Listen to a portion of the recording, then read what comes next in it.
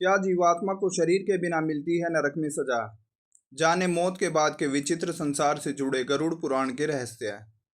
गरुड़ पुराण के अनुसार पाप या बुरे कर्म करने वाले लोगों को मरने के बाद भी इसकी सजा भुगतनी पड़ती है। बुरे कर्म करने वाले मनुष्यों को नरक में भेजा जाता है, जहां पर उसे अपने कर्मों का हिसाब देना पड़ता है। आपने भी कभी न कभी यह बात जरूर सुनी होगी। लेकिन दूसरी तरफ आपके दिमाग में भी यह सवाल आता होगा कि जब मरने के बाद शरीर से आत्मा निकल जाती है, तो ऐसे में नरक में आत्मा को यातना कैसे दी जाती होगी, क्योंकि आत्मा को तो शरीर की तरह पीड़ा नहीं होती। फिर मनुष्य नरक में अपने कर्मों की सजा कैसे पाता है? आइए इस सवाल का जवाब जानते हैं गरुड़ पुराण में। मृत्यु से ठीक पहले दिखाई देते हैं यमराज। गरुड़ पुराण के अनुसार मृत्यु से जूझ रहा व्यक्ति यमराज को देख पाने में सक्षम होता है। मृत्यु के समय उस व्यक्ति की सोचने समझने की क्षमता कम होने लगती है, लेकिन उसे स्पष्ट रूप से यमराज दिखाई देने लगते हैं। जीवन और मृत्यु से जूझ रहा जीव कुछ बोलना चाहता है, लेकिन उसके गले से आवाज नहीं निकलती। उसे आसपास खड़े लोगों की आवाज सुनाई देनी बंद हो जाती है। उसे अपने जीवन की धुंधली यादें नजर आने लगती हैं। इसके बाद यमराज उस जीव के भीतर से आत्मा खींच लेते हैं और उसे यमलोक ले जाते हैं। कर्मों का लेखा जोखा तैयार किया जाता है। गरुड़ पुराण के अनुसार मनुष्य के जीवन का लेखा जोखा पहले से तैयार होता है। जब आत्मा को लेकर यमराज यमलोक पहुंचते हैं, तो उस व्यक्ति का लेखा जोखा यमराज के सामने पेश किया जाता है। इसके अनुसार ही यह निर्णय लिया जाता है कि व्यक्ति को स्वर्ग मिलेगा या फिर नर्क।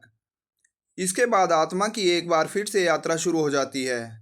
गरुड़ पुराण के अनुसार मृत्यु को प्राप्त हो चुके व्यक्ति को मरने के बाद भी यात्रा करनी पड़ती है। सूक्ष्म शरीर के साथ मनुष्य तय करता है इतनी दूरी। सूक्ष्म शरीर मिलने के बाद व्यक्ति को यमलोक जाने के लिए 99,000 योजन की दूरी तय करनी पड़ती है। मनुष्य की भाषा में 99,000 योजन दूरी का अर्थ है 11,99,988 किलोमीटर। पृथ्वी से यमलोक जाने वाला यह रास्ता बहुत ही मुश्किलों से भरा होता है। यहाँ यमलोक के 16 नगर होते हैं। आत्मा को सूक्ष्म शरीर लेकर हर यमलोक नगर से होकर गुजरना पड़ता है। इस सूक्ष्म शरीर के साथ व्यक्ति को किसी जीवित मनुष्य जितना ही कष्ट होता है। 13वीं तक तैयार हो जाता है सूक्ष्म शरीर। मरने के 24 घंटे बाद किसी जीव की आत्मा फिर से पृथ्वी पर लौटती है। इस बार उस आत्मा को खुद ही यमलोक का सफर तय करना पड़ता है। हिंदू धर्म के अनुसार जब कोई व्यक्ति मर जाता है, तो उसकी आत्मा की शांति के लिए और मुक्ति के लिए 13 दिनों तक कर्मकांड किए जाते हैं। इन पूजा हवन और 13वीं करने के बाद व्यक्ति का सूक्ष्म शरीर तैयार हो जाता है। यह सूक्ष्म शरीर किसी ऐसे शरीर की तरह ही होता है जो व्यक्ति को पृथ्वी पर जीवन के समय मिला था। इसके बाद 13वें दिन सूक्ष्म शरीर के साथ आत्मा की यमलोक की यात्रा शुरू हो जाती है। इस सूक्ष्म शरीर के साथ आत्मा पैदल चलकर यमलोक पहुंचती है। इस सूक्ष्म शरीर को दी जाती है सजा। मनुष्य ने अपने जीवन में अगर बुरे कर्म किए होते हैं, तो उसे नरक की आग से गुजरना होता है। नरक में पहुंचकर उसे उसके कर्मों के अनुसार कई यातनाओं से गुजरना पड़ता है। जैसे अगर किसी मनुष्य ने अपने जीवन में किसी को धोखा दिया होता है, तो उसे लोहे की छड़ों से पीटा जाता है।